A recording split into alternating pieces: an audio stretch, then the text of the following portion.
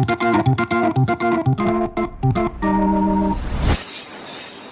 you one of those business owners who's made a video for your business, put it on your website, and then wondered what else to do with it? Excellent. Then wonder no more, as today's guest is a video marketing specialist and has 30 ideas to make sure your video gets seen by as many of the right peeps as possible. It's a high exposure episode 473 of the award-winning Small Business Big Marketing Show, thanks to American Express. Well, I said, welcome to a small business marketing show, where successful small business owners share their souls to take your marketing straight to the lead. Now, here's your host, Mr. Timbo Reid. And welcome back to your weekly dose of marketing education. Oh, well, education and a little bit of entertainment. I'm your host, Timbo Reid. You, infinitely more importantly, you're a motivated business owner and you're ready to crank out some great marketing to build that beautiful business of yours into the empire it absolutely deserves to be. And today's episode 473 is made possible thanks to American Express business cards that can not only smooth out your cash flow, but they could have you flying on your next holiday sooner. Search Amex Business to find out a little bit more about them. Big show today, team. Big show. Video marketing specialist Geoff Anderson walks us through 30 ideas to get any video you create for your beautiful business seen by as many people as possible, as often as possible as well. Another motivated listener wins big in this week's Monster Prize draw, and I've got some big news about next week's guest. As per usual, team, there is marketing GOLD dripping from the ceiling over here at Small Business Big Marketing's HQ, so let's get stuck right in. A little bit excited today. Just did a really good interview that will appear in about 2 or 3 weeks' time, and it's left me feeling just a little bit up, a little bit inspired. But I'll tell you about that next week. Righto, hands up if you've ever produced a video for your business. Excellent. Well done to you. Now, keep your hand up if you've posted that video somewhere on your website, then wondered why it's not getting the views or engagement you'd hoped for. Just what I expected. 95% of hands remained up. I can't actually see the hands, guys. It's just like, I'm playing with you. Well, herein lies the problem. You finally find the courage to appear in a video for your precious business. You invest precious time and money into having it produced, or maybe you've even shot it yourself, but then all you do is post it on your website, hoping it'll magically take care of itself. Well, as you've discovered, it won't.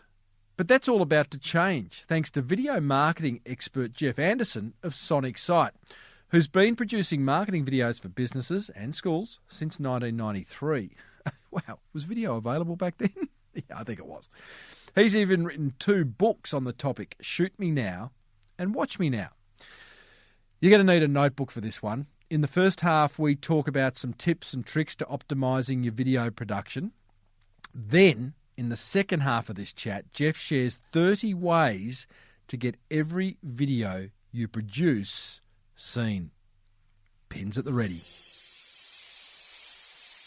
Geoff Anderson, welcome to the Small Business Big Marketing Show. Thank you for having me, Timbo. I've been listening to your show for years, so I'm very excited to be on it. You're the one. It was me. Yes, it was. I knew there was one out there listening. Hey, Geoff, let's start off. I want to just talk about why video. What do you love about video as a marketing medium? Well, what I love about it is the way that everybody else has woken up to it, because I've been making videos for nearly 30 years. And when I think back, what was I doing 30 years ago? And it was VHS tapes and 15-minute productions that you'd make somebody sit in a boardroom to watch. But it's great to see the way it's been adopted these days. And it's everywhere. I mean, all the platforms are using them. Everybody's looking for video. And there's stats to back it up. 96% of consumers say that videos help them with their buying decisions. 87% of businesses use video as a marketing tools. 77% of consumers believe that companies that create videos are more engaged with them. So they're really, consumers are looking for video content as a way to learn about companies and their products and services. Video marketing feels expensive. Is it? Well, it can be. I mean, we try to find a solution for companies where it's not that expensive. But, of course, it's never been easier to make video content. When I first started, you needed $100,000 to buy the cheap computer-based editing system. And then you were looking at about, 30 grand upwards for a camera. Of course, these days, you've got a high-definition camera that you carry around in your pocket these days on your phone, which is actually extraordinary what it can do. And I think people sometimes underestimate just how good a phone is. And then you've got, iMovie built into your as software already preloaded on your Mac when you buy it, or you can get, cheap software for a PC. So it's never been easy. The barriers to entry have dropped away completely. So anybody can do it. And even the clients I work with, where we're making, we're on annual contracts with them, making videos for them every day. I talk to them about making their own content as well, because I don't think everything has to be done professionally. I think there's opportunity there to make a range of quality types of videos, and people are happy to watch those regardless of how they're produced. Well, I think that's really interesting. Previous guests on this show who have been video marketing specialists have gone over those sort of the videos that every small business should have. I want to get your take on what you think the top 5 videos are, and then just a quick discussion around strategic videos where you do spend some dough versus tactical videos, which you do on the hop. So first of all, Geoff, top 5 videos every small business should have. Number 1 for me is a case study video, and I think these are great because it's actually your customers talking about your product or services from their point of view. So they're not obviously selling your product or service, but what it does, it really captures the imagination of the viewers because they can relate very much to that situation, and they can say, yeah, I've got that problem, I need that service, I want that solution, I want that outcome.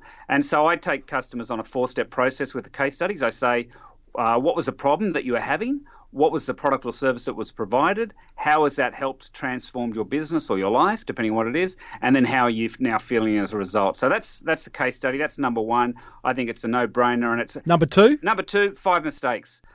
So talk about the sort of things that people make a mistake when they're using your product or service or in your industry. And the beauty of that is it just shows sort of the layers of complexity of what you provide that people don't know they don't know. So they get to see it. It also builds credibility and trust with you because you're giving away this free, helpful information. And another beauty of this is it actually selects out the people that are not going to be suitable for you. So you might get some people think, oh, I can do it myself. Great, I'm off and running. They're the ones you don't want to necessarily be working with anyway. So that's a great way to build trust and rapport. Number 3? A pitch video. So that's about addressing what the problem is that you solve for your customer. So just remember, it's not about you. People get really tempted to talk about their own, this is what we do, blah, blah, blah.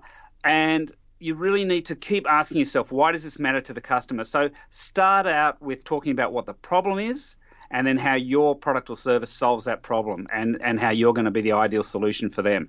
Like that one. Number 4? Every video a small business owner should have? I believe a really powerful one is what I call a rapport building video. So this is where you tell people why you do what you do and why you love doing it, why it gets you out of bed. I had a customer who told me he got a phone call from a new client saying, yep, I'm ready to work with you. I want you to build these patios out in our backyard. And he said, oh, okay, how did you hear about it? I said, well, look, I've watched your video and I can trust you. So it builds that, that rapport, that trust, because people understand who you are, what drives you, what motivates you, and they can like you without even meeting you. So it's a great way to get people on board. Yeah, I love that. Basically, why do you do what you do? And number 5, Geoff? Well, a product video. So something that explains the features of your product or service, and the value that it brings. So it's a little bit different from a pitch video, which is more about the overarching solution service you provide. This is then narrowing down to some of the different products or solutions that you have, and just unpacking those and letting people know the value and the benefits of getting those. So I guess those 5 ones that you've highlighted, Geoff, are what I would call strategic videos, ones that you do once, they're evergreen, you put them on your website, and you're going to show us, actually going to give us a lot of places where you can put them and get exposure for them. But there's also the opportunity, isn't there, to do tactical videos where you might, let's say you're a real estate agent and you go and provide a valuation of someone's home. The idea of actually getting out in the driveway at the end of that meeting and doing a quick video saying thank you, tactical video, something you could do on your phone. You see a role for those as well? Oh, look, absolutely. There's so many ways. I mean, I talk to people these days about saying get over the fact that videos are a promotional tool, because videos are a business communication tool. They can be used in any form of communication that you're having. So, just relax about it. Yes, have these, the high-end promotional type content, the evergreen content, but also look for other opportunities for these, just engaging with your community in different ways. Of course, if you're doing a particular campaign, if you're raising funds for something, I had some friends of mine that were raising funds for a men's table where they wanted to go not-for-profit. So they needed to raise $10,000. So I helped them out with a few videos on that. And one of them was, the ask, explaining what they were doing and why they needed the money. And then at the end of it, when they raised, they were looking for $10,000. They ended up getting $19,000. They did a thank you video, because once you've raised the money, you need to then thank people 7 times. And so I said to them, look, we need to do a thank you video for them. And the important point about that video was it was only a thank you. It wasn't like what else you can do to help, or how you can stay in touch, or who you can refer, or if you can spare some more money. It was very much about just keeping it clean as a quick thank you, and that's all it needed to be in that stage. What are the key mistakes to avoid when producing videos? I'm sure there are many, but just some of the sort of top ones. Well, I break it down into 2 areas. So technical mistakes and also strategic mistakes. So technically, get your framing right. What I talk about, if you're shooting somebody's head, make sure the head's at the top of the frame. It's really, you see a lot of people, they put the head in the middle of the frame and there's all this dead space above them. You see old photos where you've got the room and so just think about having the photo at the head at the top of the frame. I'm a big fan of widescreen videos. I know a lot of people are shooting portrait videos these days, which are great when you're looking on the phone, but not much good for anywhere else. So you're limiting your opportunities if you're only shooting it in portrait. Obviously, audio is really important. Having said that, captions are really vital as well. Maybe we can talk about that a bit later. But ideally, get good audios. Make sure you're listening to the background noise. Are there trucks? Is there traffic? Are there children screaming? Planes flying overhead? Wind? Whatever. Just be aware of that. And if need be, listen back to it after you've recorded to make sure that you've got it clean. If you haven't, do it again. Lighting. Avoid bright backgrounds that silhouette the person. You don't want them to look like they're on some kind of witness protection scheme. And keep the camera steady. You don't want people being distracted by the technology that's trying to deliver that message. So just be aware of that. And also, once you finish filming, make sure you back up the footage. You don't want to end up losing it because you've wiped over it because you thought you had it but you didn't. And strategically, some of the mistakes that people make, I think, is they're not perhaps really clear on what their purpose is, what they're trying to achieve. I had someone the other day ring me up and saying, we want to film this conference that we're involved with and we want to record all these sessions. And I said, sure, we can do that for you. And then, why are you actually doing that? And there was a real lack of clarity about what they actually wanted. And what they actually really needed was just a short sort of 2-minute highlights of the whole conference, because that's what they'd end up using. They realised no one's going to watch those sessions again. So be clear on what your purpose is. And Geoff, you talk about starting strong and smart with your video. What do you mean by that? Look, people's attention online these days is very limited. It's if you've got their attention, you really need to respect that and go with it quickly. So the days of having, a 3D animated logo that goes on for 10 seconds have well and truly passed us by. I've clicked on videos that I really wanted to watch, and after 10 seconds or after 5 seconds of just watching this logo unwind, and you just go, yeah, I'm good. I'm out of here. I think what happened was there was some services, maybe 5 years ago that were offering $10 intro trailers or, recorded intros for your videos, and it looked amazing because up until then that was really the domain of the big business, and now us small business guys could have these funky trailers. But sometimes we get carried away with the bright, shiny object and forget that we're actually producing this in order for someone to watch, enjoy, entertained, be educated. Absolutely. And so on that, you want to understand why the people have tuned in, and get to that point quickly. So, if there's a problem that you're solving for them, if there's something they want to learn how to do, state that straight up front and get into it. As far as putting your logo in it, sure, put your logo in it, but maybe put it as a watermark on the screen or when the supers come up or at the end of the video. But don't indulge yourself at the start with a big rambling logo. Just get to the point as quickly as possible and give them a hook, something that's going to get them engaged with, wanting to watch more. You actually say forget about your branding. Well, what I mean there is manage it. So, yes, have your branding, but put it in the right place at the right time. Don't, put it at the front because I'm sure you'll agree, Tim, that the person who most worries about their logo is the person whose logo it is. Everybody else wants to get on with what the value is that you've got to give, and that's the stuff you want to be showing off. There's a great video. I haven't seen it for a long time, but when I worked in advertising many years ago, one of the requests from every client, and I looked after clients, Dulux, Uncle Toby's, Mercedes-Benz, and one of their requests, whenever you presented a concept, was, could you make the logo a bit bigger, please? And there was actually a parody video of that with a band singing a song called Make the Logo Bigger or something. I'll try and find it and put it in the show notes. It was a lot of fun. What about a call to action? Should every video have a call to action, Geoff? No, not all the time. It really, that comes down to your strategy and what you're trying to achieve and what the purpose of the video is. So, for example, that one I was talking about before, that thank you video for that fundraising, just needed to be a thank you. You didn't want to taint it by saying, and do this or do that. So, obviously work out what you're trying to achieve from it, what the whole purpose is. Sometimes it's just building, a relationship with somebody and you just want it to be that on its own.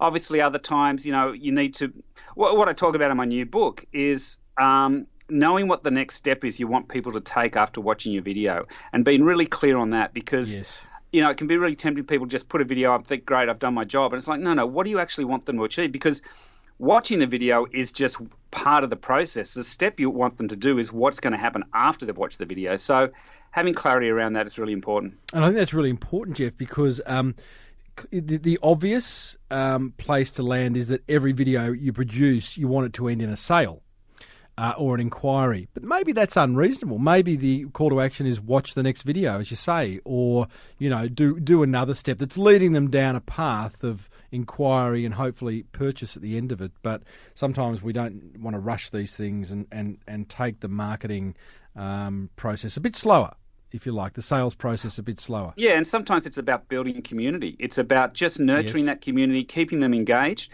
and then eventually leveraging that for sales down the track. You mentioned captions earlier. How important are captions? More and more important, pretty much essential. I mean, at least 85% of videos are watched these days mute online. And so with our videos we provide our clients, adding captions to them is just a no-brainer. It's part of the service, and it's really easy to do these days. What's the easiest way to add captions to a video? You go to rev.com, $1 a minute they charge you, US dollar, and they turn it around in a couple of hours depending on the duration of the video, and it's pretty accurate. You need to go through it and just check it, but for my money, it's the best way to spend money on the return on investment.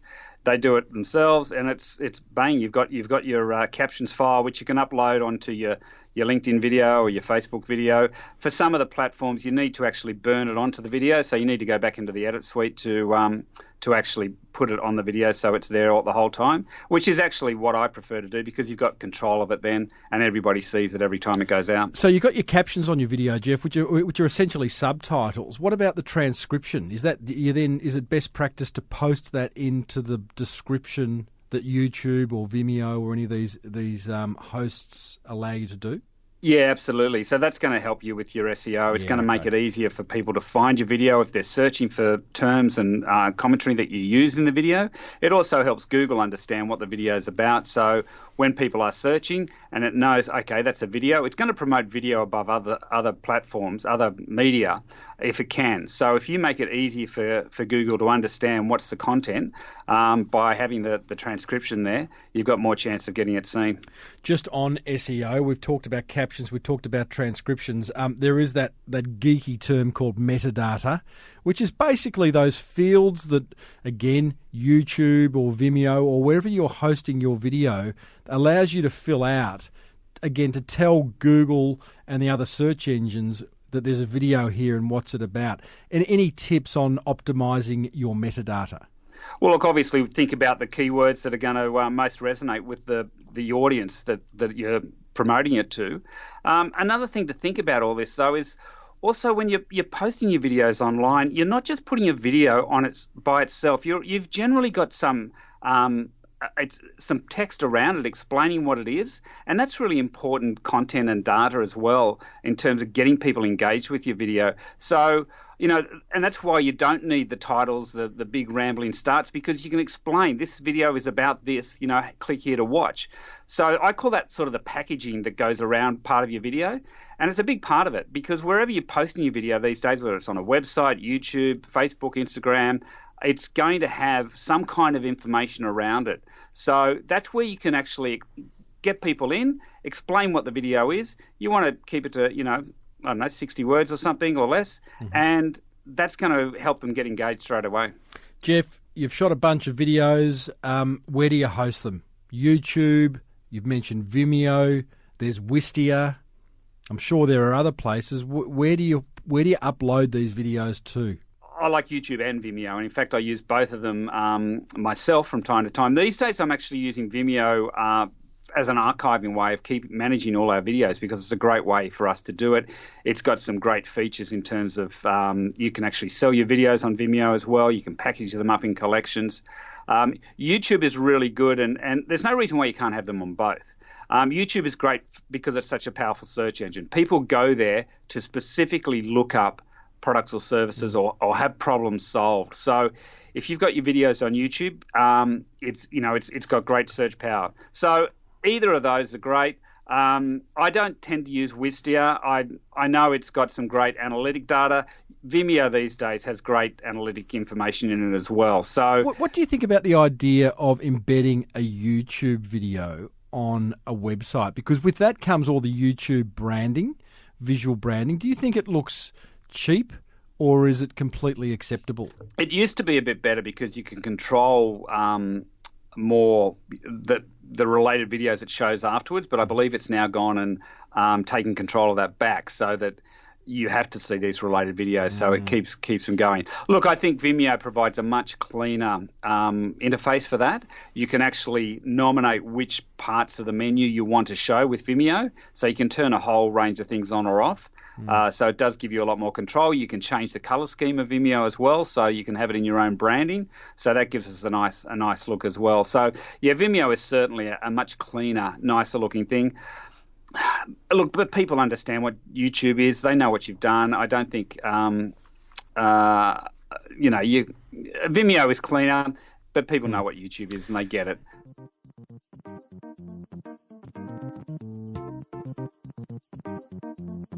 Now, I'm guessing your business has many needs. Maybe you need extended cash flow to bring to life that genius marketing idea you've been sitting on for way too long. Or maybe you'd love a rewards points program that had you flying at the pointy end of the plane on the trip of a lifetime. Maybe you're just like a business tool that made running that beautiful business of yours just that little bit easier. Well, here's what I'd do. After the show, check out American Express's range of business cards designed specifically to help small business. Simply Google Amex Business to find out more. We're chatting with business video marketing specialist Geoff Anderson, whose new book, Watch Me Now, focuses on leveraging your videos to maximise your return on investment. It's a great thing that you've recognised, Geoff, in writing this book, because I am sure the majority of business owners listening to this chat have gone and created at least one video. They've put it on their website, or they've put it on their blog, or maybe they've just uploaded it to YouTube. and done nothing else with it. And it's that classic thing where you go, I'll get that video produced and then my work is done. But clearly that is not the case. You need to share those videos far and wide in order to give them an extended life and an impactful life. And I love the fact that you have created 30 ways to share your videos, which you and I are going to power our way through, because you know, if people implement these ideas, that little video they've created is going to get a whole lot more traction. So, Geoff Anderson, over to you. 30 ways to share your marketing videos. Okay, number 1, host it on YouTube. No brainer. Number 2, host it on Vimeo as well. Include it in your email signature. This is a really great way to get it out to every time you send an email out to somebody. There's a video attached to it. If it's a YouTube link and they're using Gmail or Google Apps, they'll be able to watch it within the email itself. Just on that, so do you literally put the link to your video in your email signature, or do you embed the video into your email signature? You could embed it, yeah. Or alternatively, what you can do is create a little graphic with a play button on it, with the link to that, so it'll open up and play. Mm-hmm. So, as I say, if it's a Google Apps or Gmail, it'll play within it. Otherwise, you can it'll open it up in YouTube and they can watch it there. Okay. Embed it on your website. So do these other things first. I have people who say, I need a video, but my website's not going to be ready for 3 months. And it's like, you don't. Your website is just one of 30 ways to share your videos. You don't have to wait for your website to get your video out there. So, and I think that mentality, and this is why I wrote the book. The first book, Shoot Me Now, was about how to make videos. This book is about, what to do with it once you've got your video. Because I have seen my clients just, they don't, they've 20 views after 3 months. I think, what are you doing? It's not working. Don't hide it on your website. So make sure you've got it prominently. I've seen ones that have just been buried. You need to be Indiana Jones to find it, and that's not the whole purpose of it. You want to make it front and center. Can I just pause you on that one? So don't hide it on your website. Agree. But it does depend on... do I therefore assume that you put all videos on the home page? Clearly not. And one of the things with a website is you really want people not to just land on your home page, but some of these longer tail searches are going to take people deep inside your website, maybe to like a secondary or tertiary page. It's still okay to have videos there. Oh, absolutely. I encourage people to have a video on every page that they've got on their website, but just make it prominent. And just be aware that, people are going to be looking for this, and make it easy for them to find it. So try to, if you can post it to the top of the page above the fold, you're going to get more engagement with it as well. So, yes, definitely have them all over the page. I think the days of having a menu option button for videos, I don't think that's relevant anymore. Videos should just be part of the whole makeup of the content. So it should just be there regardless. Use clear thumbnails as links to your website. So, have an engaging image that's relevant from the video to get people to click on it. Tell people about it in your newsletter. If you're sending out newsletters, let them know. Share it around. Don't hide it under a bushel. Let people know it's out there. Now, I just want to comment on a couple of those. Clear video thumbnails as links on your website. I think that's a really important one that many don't do. So when you upload a video to YouTube or Vimeo, those platforms automatically drop in a thumbnail that will be the positional image that sits in the little frame of your video. And sometimes it's a shocker, but you actually have complete control over it. And in fact, there is a whole science to how to create a thumbnail that encourages people to click. So I'd encourage people to kind of look into that, because it really is a key factor in whether someone's going to click on your video. Put it in your newsletter. Love that one. And I'll be back to you. And then back to you, Geoff. Create stories about your video. Yeah, so if there's, something that happened when you were producing the video, use that as a reason to say to people, hey, I had a great time hanging out, shooting this the other day, this happened, you can check out the results here. So just create a bit of narrative around it to give people a reason to look on it. Mm-hmm. Obviously, post it on Facebook. No brainer. As I said before, have some text, have some information around it so that there's a reason for people to click and find out more. Post it on Facebook groups, and this is really a really powerful way to get more engagement with it, because I don't know if you've noticed, but you tend to find more engagement within groups. So if you've got groups that are relevant to that content, post it in there. Once again, give some story around it. Post it on LinkedIn. Same thing again, and you can write an article on LinkedIn if you want.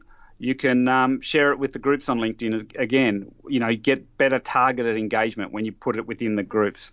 Post it on Twitter, post it on Instagram. Just before you go on, Geoff, you're saying posting it across all those social media platforms, which is a great idea. Just a functional question here. What do you grab? Which link do you grab? Do you grab the permalink? For example, if you're in YouTube, do you grab the link at the top of the page, or do you go to the share button within your YouTube video? And because it's generally a different URL, which one do you post on your social media? Sorry, I should have clarified. Neither. What you do with social media is you upload the raw video file, so the MP4 file. You don't want to put a link to YouTube or Vimeo on the social media platforms because they don't want you sending people away to another platform. They want to keep your audience on their platform. So they're going to promote your video and share it more widely if it's the raw video file that's part of their infrastructure. So what you want to do is just upload the MP4 file, let it load, and then that's going to get more views because they're going to promote it more actively than if you've gone and uploaded a link. So always best practice is on social media is to upload the raw video file. Awesome. Buffer it. You've got Hootsuite and buffer apps like that. Obviously, it's an option. They're not great in terms of getting engagement because the platforms now are aware that you're automating the process rather than doing it manually and personally. But it's another way to get some engagement and get it out there. The other thing to think about your video is there an opportunity to show it live? We do a lot of work with private schools, and they're often having assemblies or school tours where they get to show our videos to a captive audience, and that's a great way to get engagement, and people are more likely to watch the whole thing through than get distracted and click away because they can't. So live events is a great opportunity to showcase your videos. The other thing, of course, is you could organise events. If you've got an opportunity if you've got a particularly strong video and you've got an audience that's going to resonate with, you can use that as part of your campaign. One of the things I really love is pre-meeting introductions. So if you've got a meeting tomorrow with somebody, you booked the meeting a couple of weeks ago, you're hoping they've remembered it, it looks like they're going to, expect to see you. Send them the video, your pitch video or your 5 mistakes video or whatever it is beforehand, the day before, and say, hey, listen, looking forward to catching up with you tomorrow. Here's a little video which just gives you a bit of an overview of what we're about and what we do, and I really look forward to hearing how we can help you. I think that's a great one, and I think the idea of, again, it's personal. It has a high perceived value doing something like that. And if you could add to that, say, hey, listen, watch this video before we meet tomorrow. But even just doing a little tactical video saying, hey, it's Tim here and really looking forward to, you wouldn't say Tim if it's not your name, if you know what I mean, but it's Tim here and I'm really looking forward to catching up tomorrow to discuss blah, blah, blah. Again, it just puts you back on the radar and shows a little bit of care. Well, it's professional, and the real beauty of this is you then go to the meeting and you don't have to talk about you and your services because hopefully the videos unpack that for them. They've liked it, they understand what you do, and they want to engage with you. So you can spend the whole meeting listening to them, understanding what their needs are, and addressing those, and you're going to get much more, better outcome from that. Love it.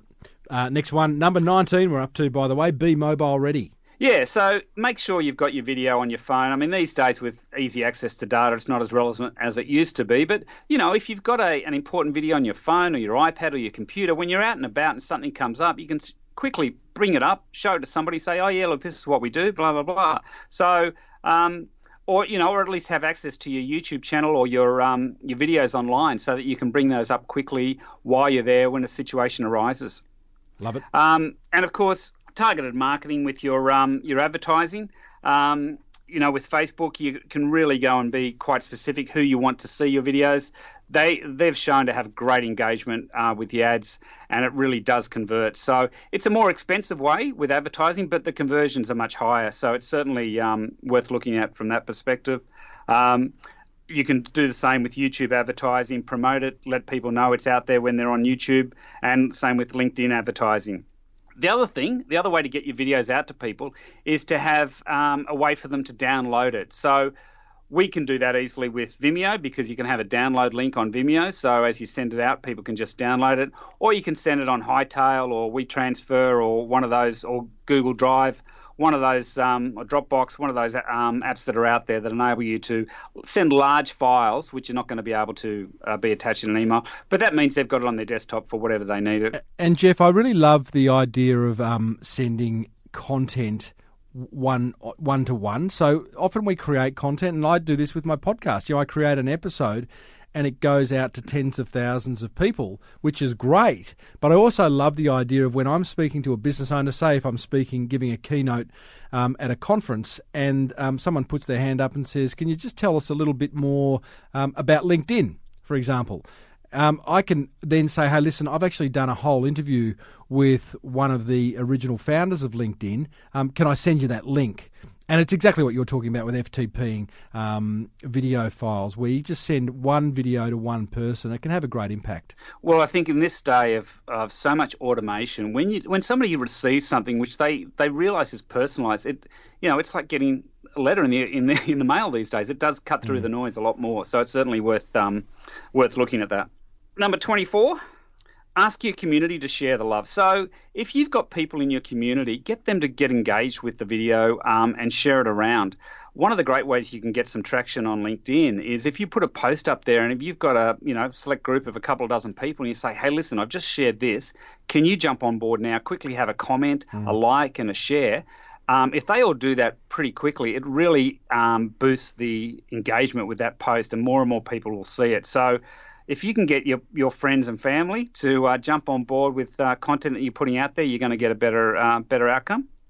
USBs, easy way. If you want to give somebody something tangible, DVDs, just in case you don't know, we don't do.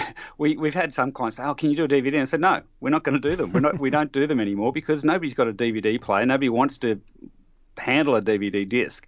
So definitely USB sticks are a much more viable way of doing that. If you want to give somebody a tangible thing, and you can get the promotional products, which will have basically anything you can think of that might suit your brand. So you can hand out a USB with a video on it and some other information you can have embedded on there as well. Develop partnership channels. So who has the same audience as you? So for me, I work a lot with private schools. We have organisations that might do other advertising, or they might do jewellery or whatever. They have the same market, same clients, but not necessarily same products. So we're able to partner with them, and they can support us. They can share our stories. We can share their stories. So look at that, and create a campaign. If you're delivering the message, consider ways to deliver it so it incorporates the video as part of that strategy. If it's an infographic, a stunning visual, you can send those out, send the video out as part of that over time. Something that's really important is the idea of sharing it multiple times. A lot of people think, oh, I've posted that, great, my job is done. But think about television commercials. You don't see a TVC once. You see it multiple times, and it needs to be repeated to sink in. And also you'll see content coming up in your Facebook feed where it keeps coming up. You may not watch it the first time. You see it the second time. You see it the third time. You're thinking, what is this? See it the fourth time. You think, okay, I've got to watch this because so many people are sharing it. What's the story? So don't think that just sharing it once is enough. Keep sharing it, giving it multiple times, multiple platforms. Keep repeating it. Finding a different angle to share it is a good idea. But yeah, definitely don't think that if you've shared it once, the job's done. I think that is a really, really important point, because so often, and I find many business owners, particularly smaller business owners, are almost apologetic. And I've heard this when it comes to email marketing. Oh, I can't send another email out to my database. They'll think I'm annoying them. Or I can't share that video more than once. It seems over the top. But it's completely incorrect thinking, because, as you say, the bigger brands, they're running these TV ads 30, 60, 90 times a week. And it is frequency that finally lands the message, So unless you're lucky enough to get a viral video that sort of takes off by itself, you've got to actively share it yourself. Number 29, Geoff, encourage participants to share the video. Yeah, so this is another great way, and I guess this sort of taps into the influencer concept. But if you've got somebody that's in your video, you might have interviewed them for whatever reason, and they've got an audience, ask them to share the video as well. So that may do that every time, but there may be some people you could look at that strategically and think, well, let's get this person on there because, Timbo Reid's got, tens of thousands of listeners every week. Let's go and talk to him, because then he'll share our content for us. So think a bit strategically around that, but just whoever you've got on there, make sure they share it, because you never know who they know, who's going to watch it because they've shared it. Love it. And drum roll, well, not really a drum roll, but number 30. So another great way to get your content in front of people that perhaps wouldn't see it otherwise are these LCD brochures. So these are physical brochures that have a screen in them, and you can have your artwork printed on them. You can have your message in there, and then when they open up this tangible brochure, it plays a video.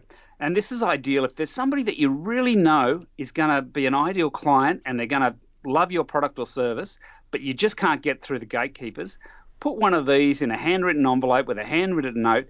It's going to get in the hands of that person, and they're going to look at it, and they're not going to throw it away because it feels too valuable. It's got a little LCD screen in it. So, can you just clarify that for me? You're telling me there's a paper brochure that has embedded in it an LCD screen? Well, it's more cardboard than paper, but it's about 0.5 centimetre thick, and it's a physical brochure with the screen in it. So when you open it up, it knows that the video needs to play. It starts playing the video, and it's just it feels valuable.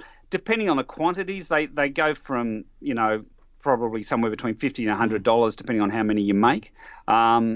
That's a great way to get in front of someone that you wouldn't otherwise get to. Well, there you go. That is 30 ways to share your valuable marketing videos. Thanks to Geoff Anderson of Sonic Sight. Geoff, as an aside, you have written your second book now. I love this. You're an audio visual guy. You've been doing it for decades, and I love the fact that you've gone off and you're building a personal brand and profile through self-publishing. Your first book, Just Shoot Me, was well named. And No. Shoot Me Now. Shoot Me. Love it. There must be You're a book. not the first to do that. Shoot Me Now. And that was all about video production. Your second one, Watch Me Now, which is imminently about to be released, and people can buy it over at sonicsight.com.au. What's self-publishing done for your business, Geoff? Oh, look, it's really it arrived at the right time. I first did the Key Personal Influence course about 6 years ago, and my business had been going very well, but it was just lagging a bit. So that really reinvigorated it.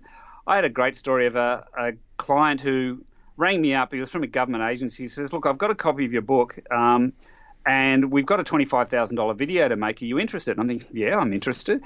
So I went in and met, and he said, "Oh, but I got to tell you, I've got to be honest, I haven't read your book yet." And I thought, well, that's fine.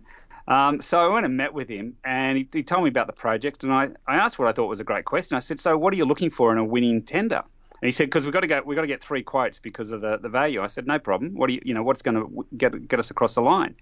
And he said, "Well, I know you can do it because you're published." And I thought, well, that's great, but you haven't even read my book. So I think just having the book immediately positions you as somebody of credibility, as somebody who's, can complete things, I guess, has got a bit of a get up and go and a bit of an authority, well, literally an authority in a particular area, in a particular topic. Yeah, totally agree. It certainly enhanced my brand and my profile. And I've had a previous interview, which I'll put in the show notes, is with Australia's leading small business author, Andrew Griffiths, who we talked at length about the power of writing a book and how to self-publish, so worth a listen. Hey, Geoff, love your work, mate. Thank you for sharing those 30 ways of sharing videos, and also at the top of this interview, ways to improve the actual videos you're going to produce, and I think that's wonderful. So, mate, all the best with the new book launch, and we will follow with interest your third book, which I'm sure is on the drawing table at some point. Well, there you go, team. Video marketing expert Geoff Anderson of Sonic Sight. And Geoff's very kindly added to the swagger prizes you can win in the Monster Prize Draw. More on that next. But right now, thanks to American Express, here's what grabbed my attention from that chat with Geoff. Attention grabber number 1. I love how Geoff's gone about marketing his own business. Now, we didn't spend a lot of time talking about this, but just the fact that he's written 2 books on video marketing for business positions him as an expert in his niche. Another past guest who's done the same is Darren Finkelstein, and I'll put a link in the show notes to how Darren did that. But I find that really interesting. Geoff's an AV guy. Darren sells boats, yet they're using clever marketing, helpful marketing to build their personal brand and their business brand. And Geoff's just done that really well. Attention grabber number 2. I love Geoff's advice around, and I quote, starting strong and smart with your video. Now, this isn't dissimilar to the advice we received from past guest Richard Stubbs, who was very big on always leading with your best content. The bottom line here is to avoid long, rambling starts. I could learn a bit from that, and cut straight to what's important to the viewer or the listener or the reader. Cut to the chase. We have short attention spans these days. Attention grabber number 3. I love Geoff's advice around frequency. Always remember to breathe life back into your videos you create or any other content. Sharing them once on social media just won't cut it. That's what grabbed my attention. I'd love to know what grabbed yours. smallbusinessbigmarketing.com/473 is where you can tell me. Come on down. It's Timbo's Monster Prize Draw. Yes, it's that time of the episode where we reward another motivated listener for taking some serious marketing action, for implementing an idea they've heard on this show into their business. And today's winner is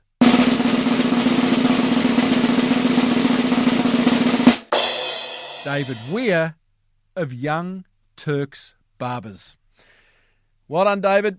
This is what he said. This is how he won. He says, "Hey, Tim, love the show. Listen to it constantly, and I'm a big subscriber to your idea that concepts from other industries can be applied to your own." So true, David.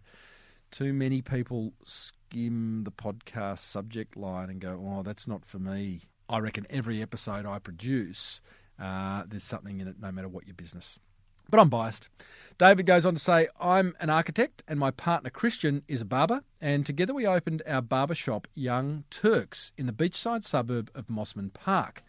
And yes, it's named after a Rod Stewart song."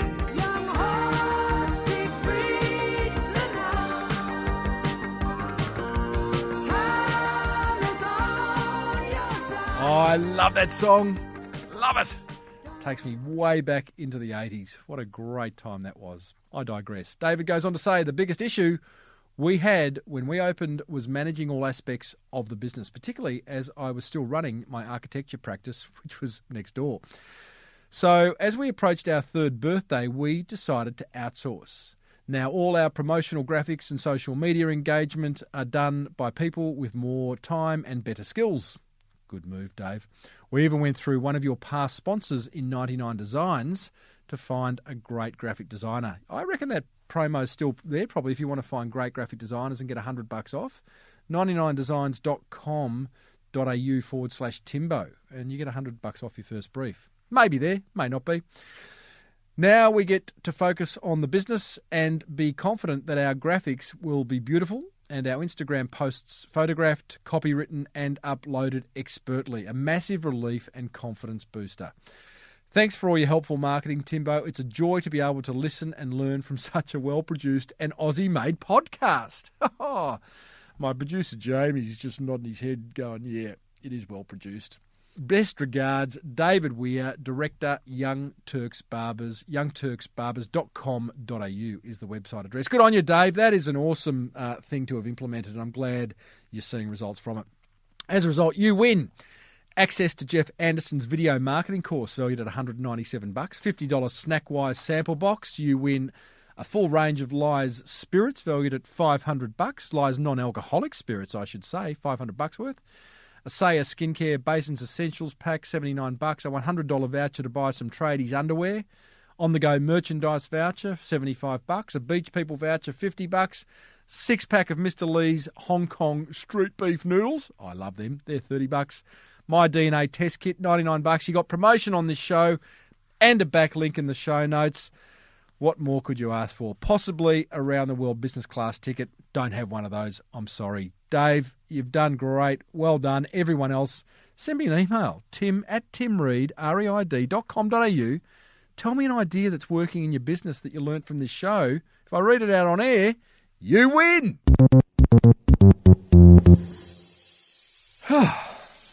Big breath. Big show, wasn't it? Quite excited. Like I said, I did an interview just before coming on air to do this, and it's left me feeling a little bit up, which is a good thing. I'm not going to tell you who it was, but it actually has to do with breathing. Interesting. A little bit of synchronicity there. That almost wraps up episode 473 of the award-winning Small Business Big Marketing Show. Thanks to American Express, and I would encourage you to check out their range of business cards, which could help you with your cash flow, could get you some points to go on a holiday, all that stuff. Just search Amex Business, and there's a variety of cards to check out.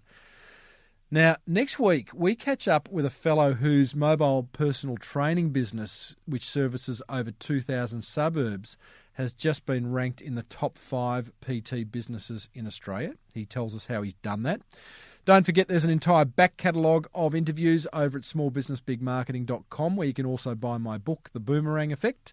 If you love this show, please let other business owners know about it. Just walk down your local high street and walk into each shop and say, hey, you heard about the Small Business Big Marketing Show? No? Well, subscribe to it. It's really good. Until next week, I am Timbo Reid. Thanks for tuning in. May your marketing be the best marketing. Bye for now.